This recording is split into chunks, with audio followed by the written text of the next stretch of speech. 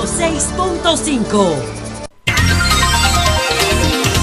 6:59 minutos. Buenos días, dominicanos, dominicanas, ciudadanos, ciudadanas del mundo. Julio Martínez Pozo. Los comentarios de los temas más importantes en el programa de mayor influencia de la radio y la televisión nacionales. En este viernes ya 2 de octubre, año 2020, buenos días a todo el equipo del Sol de la Mañana, a la audiencia de Sol, a la audiencia de Telefuturo, Canal 23, los canales 29 y 24 están con nosotros a partir de las 9 de la mañana. Un saludo para todas las personas que siguen nuestros contenidos a través de las redes sociales. 3 temas tenemos en nuestra agenda en este día de hoy. El atentado terrorista contra Yacairi Amarante Rodríguez, el binomio Macarrulla-Marrancini en el gabinete eléctrico y el proyecto de presupuesto del año 2021. Sobre esos 3 temas vamos a hablar, pero no quería,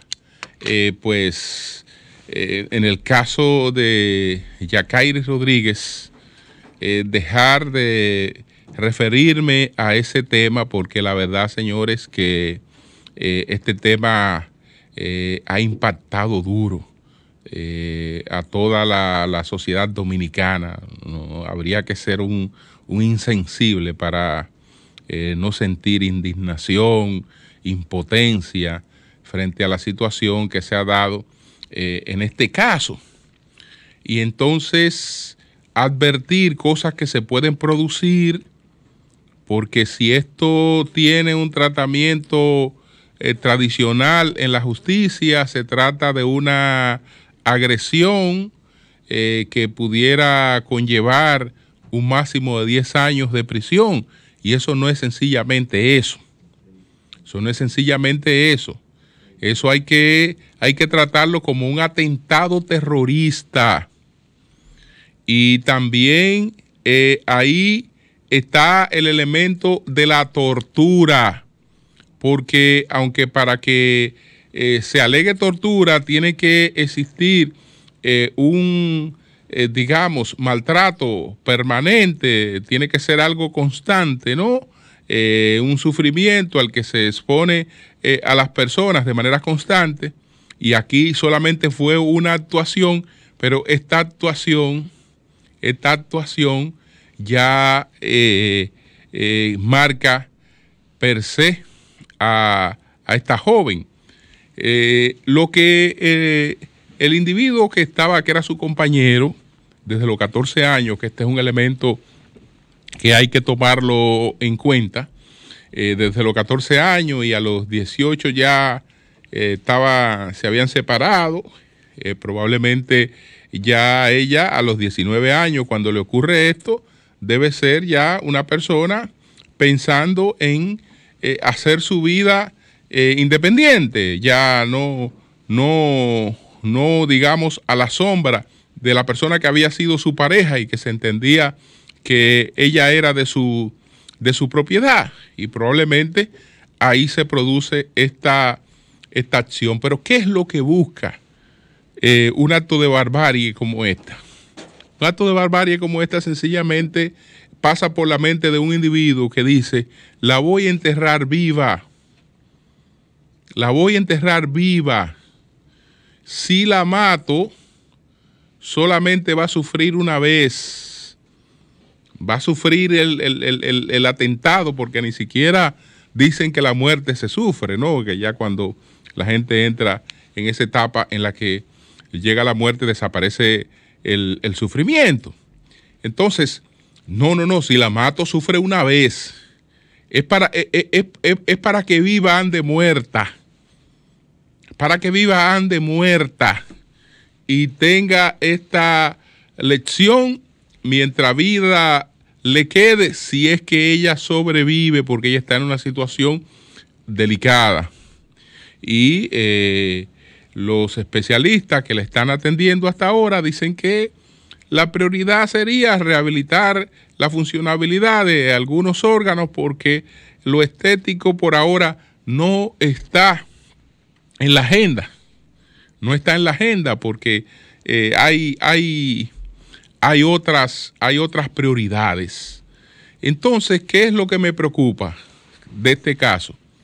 Esos 3 individuos que fueron apresados, incluyendo la expareja de esta joven, pues ya nosotros le tenemos, la sociedad dominicana le tiene a cada uno de ellos 3 excelentes defensores públicos, bien pagados por la sociedad, bien preparados para defender los derechos de estos 3 individuos. Ya lo estamos esperando con sus 3 excelentes defensores públicos para esos fines. Entonces, en cambio, tenemos una familia pobre que no está en capacidad de darle seguimiento a eso. Y además hay otra cosa que ya eso es una culpa nuestra, de los medios. ¿Qué pasa? Aquí no tenemos en este caso el encanto de una Marlene Martínez, aunque hayan situaciones parecidas, pero no tenemos el encanto de una Marlene Martínez, porque para el caso tener trascendencia y los medios ocuparse de eso y que eso no se caiga, tiene que haber alguien que tenga alguna connotación política, social importante, económica, es decir, para construir una serie de teorías de conspiración, de que factores de poder quieren favorecer a esa persona. Entonces eso genera un interés constante de los medios en este caso. Como ahí no hay una Marlene Martínez, entonces el interés del caso decae. El interés del caso decae, lo puede asumir un abogado provisionalmente, etcétera, pero después el interés decae. Porque en el caso de esta niña, de San Francisco de Macorís, el caso de Marlon y de Marlene, el interés más que en la niña y en lo que le pasó a la niña ha estado puesto en que no haya impunidad para Marlene ni para Marlon. Entonces, en este caso no está pendiente ese interés. Entonces es un caso que puede desaparecer en algún tiempo de la opinión pública, y entonces unos abogados excelentes dándole seguimiento al caso versus una parte desprotegida que no tiene una asistencia del Estado, una víctima para su defensa. Entonces ya ustedes saben, ahorita sé que dice el Ministerio de la Mujer que le asigna un abogado y que le manda un abogado, pero ese abogado que le manda el Ministerio de la Mujer se lo comen con yuca los defensores públicos. ¿Por qué? Porque no tienen ni la expertise ni la experiencia de ellos. Ahorita sí, yo sé que la secretaria, la ministra de la Mujer ahorita, no, le vamos a mandar un abogado. Se lo comen con yuca.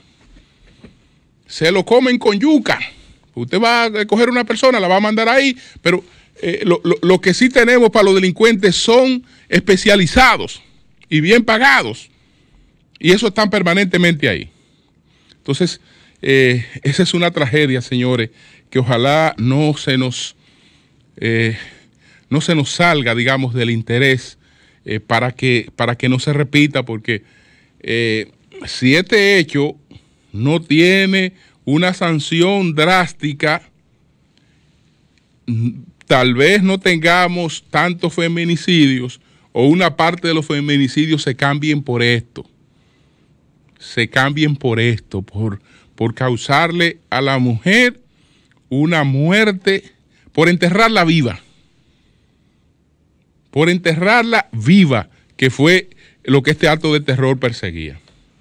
Antes de ir con el otro tema, pues bueno, ustedes saben que la noticia de esta madrugada ha sido la confirmación por parte del presidente Trump y de su esposa de que han dado positivo al coronavirus, después que una de las principales asistentes del presidente Trump ya diera positivo. Él había colocado un mensaje antes de que se conociera de se confirmara su caso. El primer mensaje que colocó el presidente Trump dice que Hope Hicks, que es la persona que asistente de él, que ha estado trabajando tan duro sin ni siquiera tomarse un pequeño descanso, acaba de dar positivo a COVID-19.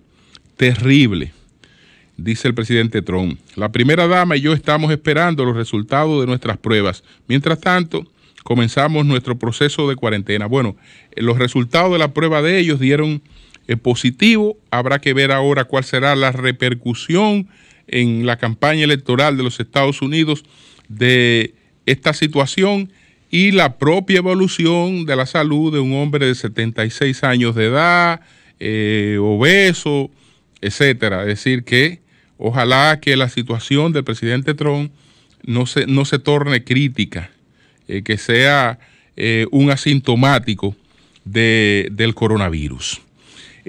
También felicitar a Aníbal Carrosario por su exposición ayer ante la comisión de la Junta Central Electoral, que está evaluando los aspirantes para la nueva Junta Central Electoral, y nosotros un poco más adelante vamos pues a colocar esta participación de Aníbal Carrosario para que los oyentes del Sol de la Mañana y los televidentes del Sol de la Mañana que no hayan tenido la oportunidad de verla y escucharla, pues así lo hagan, y lo hacemos pues en respaldo, ¿no?, a Aníbal Carrosario. Entonces, vámonos con los otros dos puntos que tenemos en nuestra agenda.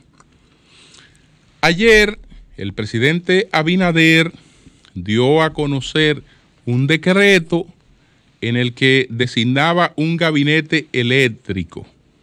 Ese gabinete eléctrico tiene a dos personas. El señor Macarrulla, Lisandro Macarrulla, secretario de la presidencia, es el presidente de ese gabinete eléctrico. Pero el director ejecutivo de ese gabinete eléctrico, de manera honorífica, es Celso Marrancini.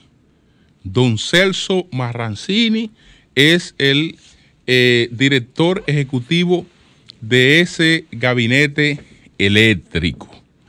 Esto tiene varias connotaciones.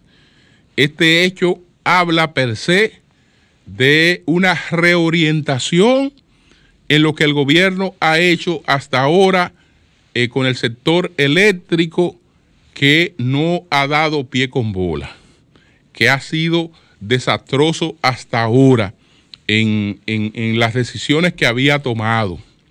Fíjense que de un tiempo a esta parte la palabra liquidación ha desaparecido de lo que tiene que ver con la CDEE. Ayer, cuando comentábamos el decreto de una comisión liquidadora que integró Macarrulla, hacíamos la observación de que no estaba la CDEE. Es decir, que ya esa intención que incluso motivó uno de los primeros decretos del presidente Abinader en su primera semana, que desde el principio advertimos que el decreto era erróneo. Entonces resulta que estos hechos y los planteamientos que hicieron posteriormente, pero sobre todo estos hechos por parte del gobierno, confirman que ciertamente aquel decreto era erróneo. Y el gobierno ahora vuelve sobre sus pasos para empezar a corregir la situación. Lo saludo. ¿Por qué? Porque los señalamientos se hacen con ese espíritu de que las cosas se hagan como corresponden. Entonces, lo de Celso Marrancini es una señal, y es una señal distinta. Y lo de Celso Marrancini porque hasta ahora lo que hemos tenido es la designación de Celso Marrancini en un gabinete eléctrico como director ejecutivo. Eso no ha establecido otras vinculaciones. Pero los que conocemos a Marrancini, a Celso Marrancini, sabemos que Celso Marrancini no es un jarrón chino. Si no es un jarrón chino, sí se le llamó y él aceptó de manera honorífica ir como director ejecutivo de un gabinete eléctrico. Él va a operar como director ejecutivo de un gabinete eléctrico.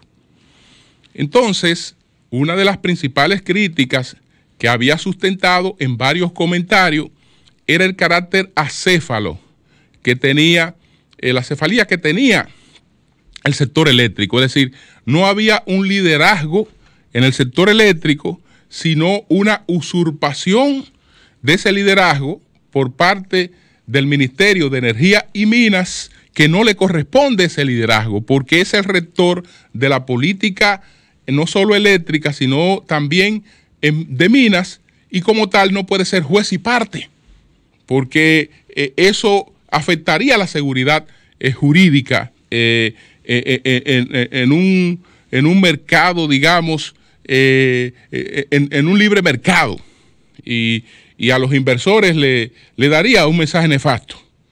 Entonces se insistió, pero eso fue creando una situación que si se dejaba seguir avanzando, pues el caos iba a ser mayor en el sector eléctrico. Entonces sí, por una parte, una de las cosas que aporta esto es un liderazgo para el sector. Desconozco si además Celso Marrancini va a asumir la vicepresidencia ejecutiva de la CDEE, o este gabinete eléctrico propondría una persona para esas funciones, pero desde luego que el que esté allí ya se sabe que está bajo la coordinación y bajo la dirección de un gabinete eléctrico integrado por un binomio que donde están para mandar, porque ahí está además Macarrulla. Es decir, que ahí todo el que esté ya se sabe que está bajo la conducción de Macarrulla y de Celso Marrancini. Lo de Celso también tiene otros mensajes, porque ¿qué es lo que ha pasado en el fondo? En el fondo hemos tenido que traer a uno de los honorables miembros de la comisión de investigación que creó por decreto el presidente Danilo Medina para el caso de Punta Catalina.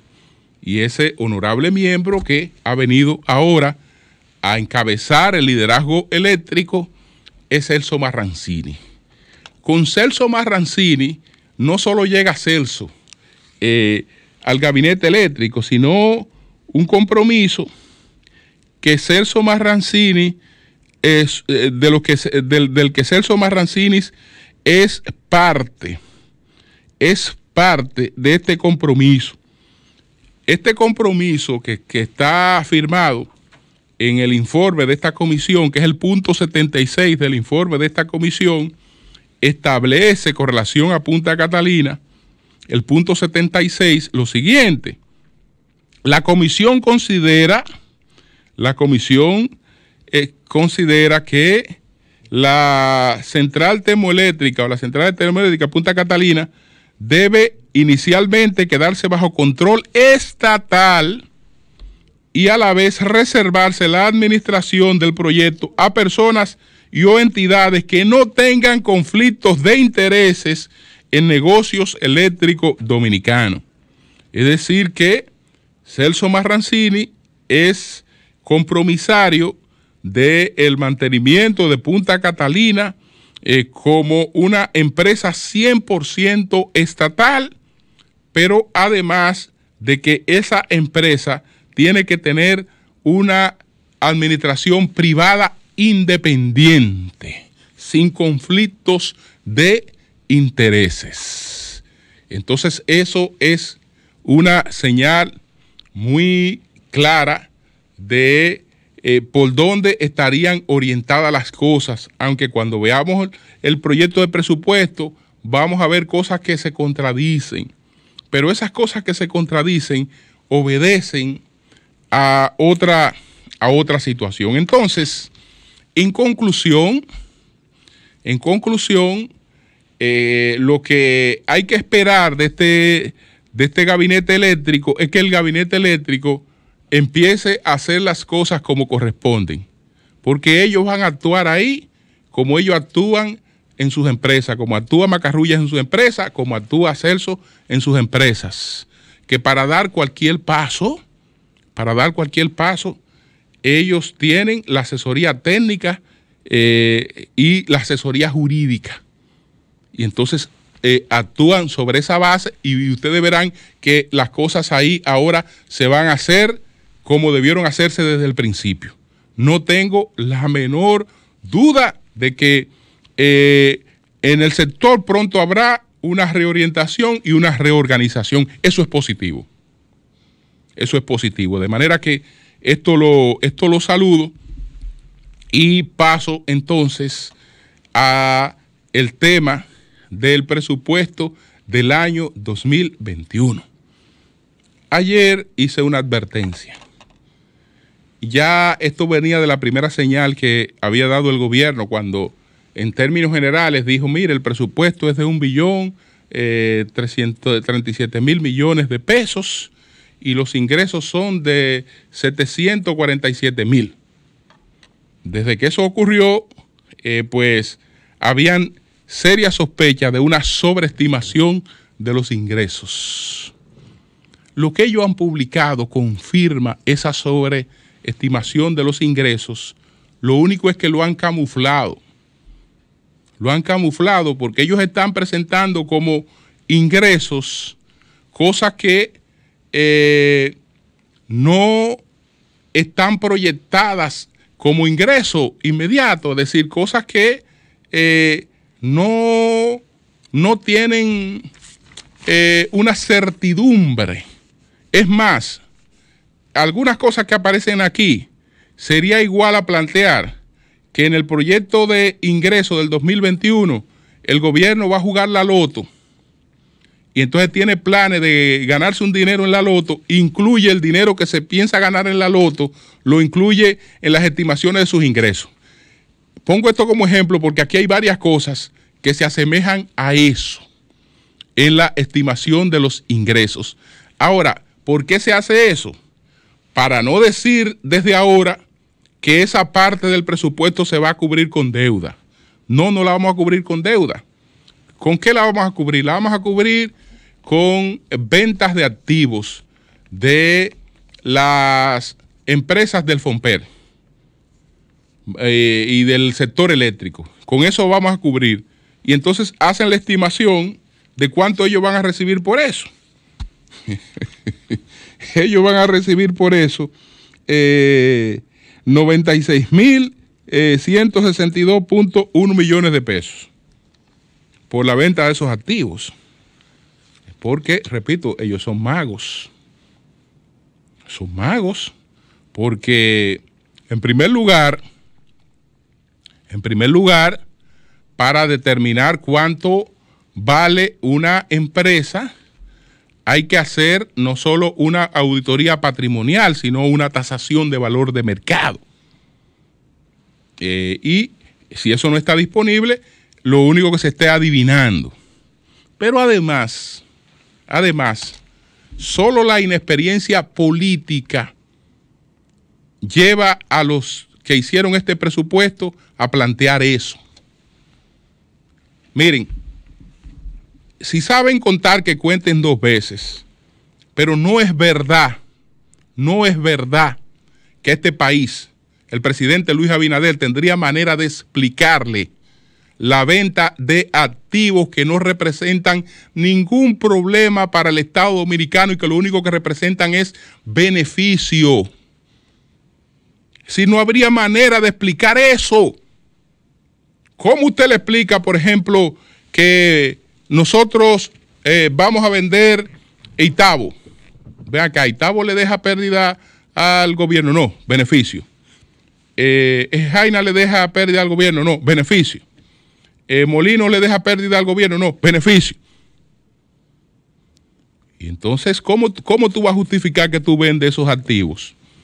¿Cómo tú lo vas a justificar? Porque ni siquiera dentro de la visión de un gobernante, porque no es ni siquiera ético eso, tanto que se está hablando de ética. ¿Por qué? Porque tú no puedes un bien que es de la presente y de las futuras generaciones, tú no lo puedes quemar para que se lo coman estas generaciones. Sencillamente para comérselo, porque ¿qué diablo va a hacer el Estado con eso? Ya tenemos experiencia en el pasado. Ok, nosotros vendemos los activos que tiene el Estado, las acciones que tiene el Estado en la manicera. En la Sociedad Industrial Dominicana vendemos los activos que tiene ahí. ¿Qué consiguió el Estado? Un solar. ¿Qué hizo el Estado? Vendió el solar. ¿Qué hizo con el dinero de vendió el solar? Nos lo comimos. ¿A quién le dio beneficio eso? A la generación que estaba en esos momentos donde se hizo esa inversión y punto. Pero eso es un bien heredado. Esa empresa no es de Macarrulla, no es de Luis Abinader, no es de Jochi Vicente. Vendan las cosas suyas. Vendan las empresas suyas. Pero esas empresas ustedes no las van a vender. No es verdad que las van a vender. Porque yo sé que aquí nadie va a apoyar eso. Nadie va a apoyar eso. Porque eso no tendría manera de justificarse. Porque está bien que una cosa que es una carga, si el Estado tiene otras prioridades, y aquí hay que buscarle medicina a la gente, y hay que buscarle pan a la gente, y yo tengo una carga que lo único que me está creando un gasto innecesario, bueno, tengo que salir de esa carga, pero una cosa que lo único que da es beneficio, y que el que te la puede comprar, te la compra con los mismos beneficios que da. Eso no habría manera de justificar una cosa como esa, pero no habría manera. Eso está puesto ahí, pero yo tengo la tranquilidad de que eso no va a ocurrir. Eso no va a ocurrir. ¿Por qué? Porque el gobierno menos indicado para hacerlo es este gobierno. Y a ellos no les convendría hacer eso, porque este es un gobierno que tiene un alto perfil empresarial, un alto perfil de cercanía, de ser un gobierno del sector privado. Entonces, ¿cómo ellos van a pasar a la historia como gente que fue al gobierno a traspasar al sector privado empresas que eran rentables para el Estado? Eso no habría manera. No. Eso está puesto ahí por lo que yo dije, para ocultar el endeudamiento, porque a la hora de la hora, porque ellos están planificando que estos activos vienen para el año que viene, cuando todavía ahí no hay nada en relación con eso. Sí, eso es en el aire, una proyección en el aire, por ahí no vamos a ganar tanto. A ganar. No, eso está puesto ahí para simular el tema del endeudamiento. A la hora de la hora, cuando esto no aparezca, entonces hay que decir, miren, teníamos contemplado que íbamos a recibir tanto por este concepto. Como eso no se pudo, entonces vamos al Congreso a variar el presupuesto, porque ya el Congreso aprobó que había un ingreso por concepto de esto. Como no viene por ahí, entonces tenemos que ir y justificar el endeudamiento. Yo habría preferido que desde el principio hablemos claro del tema del endeudamiento. Pero bueno, veamos aquí otros detalles de este presupuesto. ¿Cómo es que habrán los mismos ingresos que estaban proyectados para el 2020? Se va a establecer un gravamen, se va en todos los salarios, y un impuesto a todos los salarios. Eso está dicho ahí, pero eso políticamente es inaplicable. Primero, los salarios, la base salarial dominicana, en más de un 80% no resiste impuestos. No resiste impuestos. Entonces ya veremos que esto estará referido a los altos salarios, etcétera, que de por sí tienen también ya un alto nivel de impuestos. Entonces, en definitiva, cuando tú vas a ver qué ingreso habrá por ahí, ahí hay 2,15 de ingresos. Es decir, eso es una cuestión que está planteada ahí para justificar que por ahí vienen unos ingresos. Y entonces por ahí se va a ingresar unos 21,000 millones de pesos. Yo no sé de dónde. Eso es para no decir que para simular que esto viene por deuda. Eso es para simular que eso viene por deuda, porque también se va a establecer un impuesto a las comunicaciones generadas en el exterior. Lo que se aprobó se aprobó en la pasada administración. Eso se aprobó, no es la primera vez que eso se pone, pero es inaplicable. Es inaplicable, ¿por qué? Porque el gobierno dominicano no tiene manera de establecer un impuesto a una llamada que ese impuesto se cobre en Nueva York o que ese impuesto se cobre, qué sé yo, en España, se cobre en Turquía. No hay la manera de establecer eso. Tendría entonces que cobrarse el impuesto aquí. Tendría que cobrarse el impuesto aquí. Ya las telecomunicaciones sabemos que no resisten más impuestos. No resisten más impuestos. Entonces, eso no es la primera vez que eso se menciona. Y se coloca, pero eso no es tan fácil de aplicar. Otra parte contradictoria es que aquí están contemplados los ingresos que el Estado deriva del FOMPER, no solo ya de la venta, sino los ingresos porque ellos ponen los ingresos naturales del FOMPER y unos ingresos que supuestamente vendrían cuando ellos vendan los activos de las empresas del FOMPER, cuando privaticen todas las empresas que dan beneficio. Cuando le entreguen ese bizcocho al sector privado, ven, gánate esto, que esto no hace nada un Estado ganando dinero, gánatelo tú y págale al Estado con lo mismo que tú te ganas. Cuando ellos hagan eso, entonces eso es posterior, porque antes tienen planeado los ingresos del FOMPER. Al incluir en este presupuesto los ingresos del FOMPER, se demuestran ellos mismos que cometieron un error y que el presidente ha cometido un error al incluir esa entre las instituciones que no tienen sentido, que habría que eliminar. Se ve que no está eliminada, que no la podrán eliminar, porque entonces sí están estableciendo que a través de esa institución se generan unos ingresos y esos ingresos están contemplados aquí. Esos ingresos están contemplados aquí. Entonces, algo parecido a lo que ha ocurrido con la con la industria eléctrica, que ya vemos que hay un cambio de política, hay que esperarlo con relación al FOMPER, porque también es parte del sistema eléctrico. También es parte del sistema eléctrico.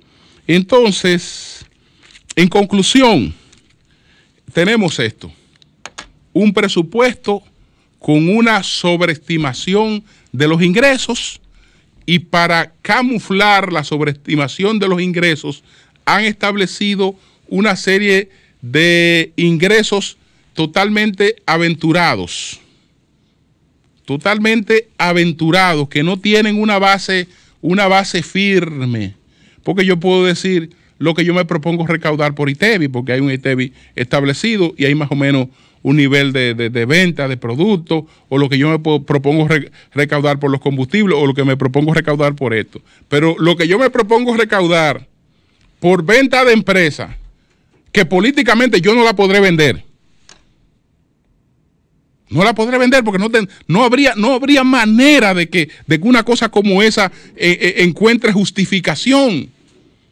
En una situación de crisis en la que lamentablemente, y esto lo digo lamentablemente, en una situación de crisis en la que el gobierno se debilita mucho. ¿Por qué? Porque no todo el mundo entiende que la incapacidad del gobierno de responder a sus necesidades está porque el gobierno no tiene las posibilidades. No, cuando aquí se empieza a acumular todo este descontento producto de una crisis que no la creó el gobierno, ¿quién paga la coaba? La paga el desprestigio y la impopularidad del gobierno. Entonces, cada vez menos tendrían posibilidad de acción. No importa que haya una mayoría congresual, no importa que haya esto, no. No, es que los gobiernos hoy no son absolutos. Se gobierna con la sociedad. Y hay cosas que la sociedad no la va a permitir, no la pasa, no tienen justificación. Y entonces ahí estarían estos problemas y estas dificultades que ojalá la toreemos bien. Ojalá la toreemos bien. Entonces, fundamentalmente, yo creo que ahí está expresado el espíritu de lo que había explicado. Unos ingresos que no se pueden justificar. Bueno, nosotros no vamos a sacar la loto a mediados de año. ¿Por qué no vamos a sacar la loto? Porque la vamos a jugar. Y al jugar la loto, ya ahí están los ingresos que vamos a tener por jugar la loto. Naturalmente, esos ingresos no los vamos a tener porque nos saquemos la loto, sino porque vamos a buscar dinero prestado. Pero no se puede decir desde ahora que vamos a buscar ese dinero prestado. Por lo tanto, no hemos inventado una serie de cosas que sabemos que están en el aire. Cambio y fuera.